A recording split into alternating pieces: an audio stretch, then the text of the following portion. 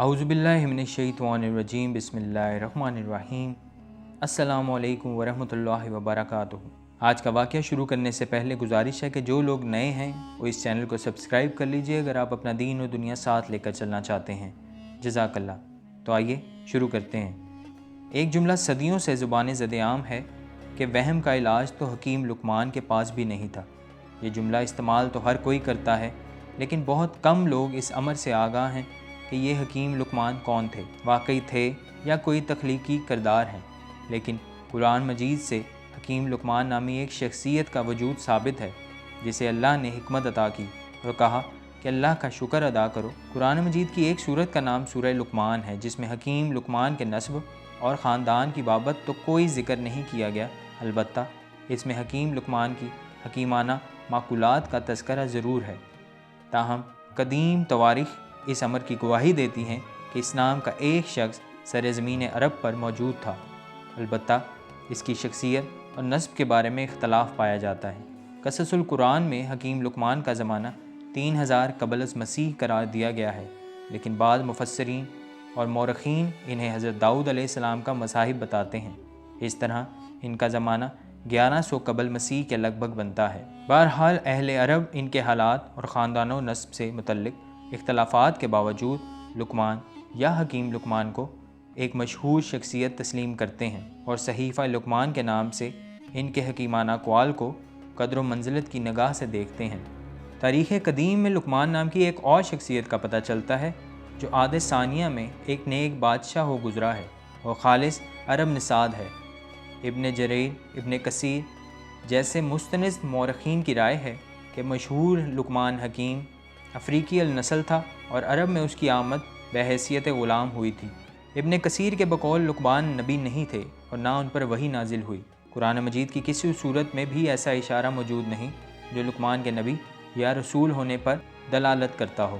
البتہ ابن اسحاق نے وہب بن منبع کی روایت سے حضرت ابن عباس کا یہ قول نقل کیا ہے کہ وہ نبی تھے مگر رسول نہیں تھے، لیکن بیشتر علماء سیر ابن اسحاق کے اس قول سے اتفاق نہیں کرتے۔ روز الانف اور تفسیر ابن کثیر میں لقمان کا شجرہ نسب لقمان بن عنقایہ سار ابن سندون درج ہے۔ ان کتب کے مطابق وہ سوڈان کے نوبی قبیلے سے تعلق رکھتے تھے۔ پستہ قد، بھاری بدن، سیاہ رنگ، ہونٹ موٹے اور ہاتھ پیر بھدے تھے، مگر وہ بلا کے نیک، عابدہ، زاہد اور صاحب حکمت و دانا تھے۔ اللہ تعالیٰ نے اسے حکمت سے وافر حصہ عطا فرمایا تھا۔ تاریخ ابن کثیر میں حضرت ابن عباس سے منقول ہے کہ لقمان نجاری کا پیشہ کرتے تھے، البتہ سعید بن مسیب کے بقول لقمان مصری سوڈانی تھے اور ان کے ہونٹ بہت موٹے تھے۔ اللہ نے انہیں اگرچہ نبوت عطا نہیں کی تھی مگر حکمت و دانائی سے وافر حصہ دیا۔ عبد الرحمن بن حرملہ کہتے ہیں کہ ایک مرتبہ ایک حبشی سعید بن مسیب کے پاس آ نکلا اور کچھ سوال کیا۔ انہوں نے کہا کہ تو اس بات سے دلگیر نہ ہو کہ کالا حبشی ہے، اس لیے کہ سوڈانیوں میں 3 آدمی دنیا کے بہترین انسان ہوئے ہیں، بلال حبشی، حضرت عمر کا غلام موہجہ اور لقمان حکیم جو سوڈانی نوبی تھے اور ان کے ہونٹ بہت موٹے اور بھدے تھے۔ مشہور مورخ محمد بن اسحاق کہتے ہیں کہ لقمان حکیم عرب کے مشہور قبیلہ عاد یعنی عرب بائدہ کی نسل سے تھے اور غلام نہیں بلکہ بادشاہ تھے۔ وہب بن منبع کا کہنا ہے کہ جب شداد بن عاد کا انتقال ہوا تو حکمت اس کے بھائی لقمان کو ملی اور اللہ نے لقمان کو وہ چیز عطا فرمائی جو اس زمانے کے انسانوں میں سے کسی کو نہیں عطا کی تھی۔ اللہ تعالیٰ نے اسے 100 انسانوں کے برابر ادراک و حاسہ عطا فرمایا تھا اور وہ اپنے زمانے کے لوگوں میں سب سے زیادہ طویل قامت تھا۔ وہب یہ بھی کہتے ہیں کہ لقمان بن عاد کا نسب ملتاد بن سلک بن وائل بن جمیر بن حمیر تھا اور وہ نبی تھے لیکن رسول نہیں۔ حرز القرآن کے مصنف بھی یہی دعویٰ کرتے ہیں کہ لقمان حکیم اور لقمان بادشاہ ایک ہی شخصیت ہیں اور وہ عہد ثانیہ کے نیک بادشاہوں میں اور بہت بڑے حکیم و دانا تھے، اور عرب میں لقمان کے نام سے جو صحیفے منسوب تھے وہ انہی لقمان کے تھے۔ قصص القرآن میں سورہ لقمان کی آیت 12 تا 19 کا جو ترجمہ درج ہے اس کے مطابق لقمان نے اپنے بیٹوں کو جو نصیحتیں کی ہیں ان میں ان باتوں پر زور دیا گیا ہے کہ لوگوں کے ساتھ حسن و اخلاق کے ساتھ پیش آنا چاہیے۔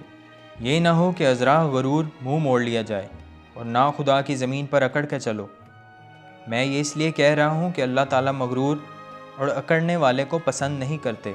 ہمیشہ رفتار میں میانہ روی قائم رکھنی چاہیے اور آواز کو گفتگو میں نرم رکھو، اس لیے کہ چیخنا چلانا انسان کا کام نہیں۔ اگر کرخت اور بے وجہ بلند آواز پسندیدہ چیز ہوتی تو گدھے کی آواز قابل ستائش سمجھی جاتی، حالانکہ اس کی آواز بدترین آواز شمار ہوتی ہے۔ قصص القرآن کے مصنف کہتے ہیں کہ حکیم لقمان اگر غلام ہوتے تو اپنے بیٹے غلام زادے کو یہ نصیحت نہ کرتے، اس لیے کہ غرور و نخوت، خودبینی اور شیخی، کرختی اور خشونت ایسے اوصاف ہیں جو بادشاہوں، شاہزادوں، مکتمول اور صاحب اقتدار انسانوں کے اندر ہی کثرت سے پائے جاتے ہیں۔ مصنف نے اس امر سے بھی اتفاق کیا ہے کہ لقمان حکیم اور لقمان بادشاہ ایک ہی شخصیت ہیں اور وہ عاد ثانیہ کے پیغمبر حضرت ہود کے پیروکار تھے۔ وہ حبشی الاصل نہیں بلکہ عربی النسل تھے۔ حکیم لقمان کے چند اقوال جن کا اہل عرب کثرت سے ذکر کرتے تھے اور بعد ازاں تابعین، صحابہ، بلکہ نبی کریم صلی اللہ علیہ وسلم سے بھی ان کی تصدیق ہوتی ہے، درج ذیل ہیں۔ حکمت و دانائی مفلس کو بادشاہ بنا دیتی ہے۔ اللہ تعالیٰ جب کسی کو امانت دار بنائے تو امین کا فرض ہے اس امانت کی حفاظت کرے۔ اے بیٹے، اللہ تعالیٰ سے ڈر اور ریاکاری سے اللہ کے ڈر کا مظاہرہ نہ کر کہ یہ لوگ اس وجہ سے تیری عزت کریں اور تیرا دل حقیقتاً گناہ گار ہے۔ اے بیٹے، جاہل سے دوستی نہ کر کہ وہ یہ سمجھنے لگے کہ تجھ کو اس کی جاہلانہ باتیں پسند ہیں، اور دانا کے غصے کو لاپرواہی میں نہ ڈال کہ کہیں وہ تجھ سے جدائی نہ اختیار کر لے۔ واضح رہے کہ داناؤں کی زبان میں خدا کی طاقت ہوتی ہے، ان میں سے کوئی کچھ نہیں بولتا مگر یہ کہ اس بات کو اللہ تعالیٰ اسی طرح کرنا چاہتا ہے۔ اے بیٹے، خاموشی میں کبھی ندامت نہیں اٹھانی پڑتی، اور اگر کلام چاندی ہے تو سکوت سونا ہے۔ بیٹا، ہمیشہ شر سے دور رہو تو شر ہی تم سے دور رہے گا، اس لیے کہ شر سے ہی شر پیدا ہوتا ہے۔ بیٹا، غیظ و غضب سے بچو، اس لیے کہ شدت غضب دانا کے قلب کو مردہ بنا دیتی ہے۔ بیٹا، جو بوگے وہی کاٹو گے، اور بیٹا، نرم خوئی دانائی کی جڑ ہے۔ میرے دوستوں، بہنوں اور بھائیوں، اس سے عمدہ اور جامع مضمون آپ کو حضرت لقمان کے بارے میں کہیں نہیں ملے گا۔ تو اس کو زیادہ سے زیادہ لائک کیجئے، شیئر کیجئے، اور ہو سکے تو اس چینل کو سبسکرائب ضرور کر لیجئے اگر آپ دین اور دنیا کے ساتھ جڑا رہنا چاہتے ہیں۔ جزاک اللہ۔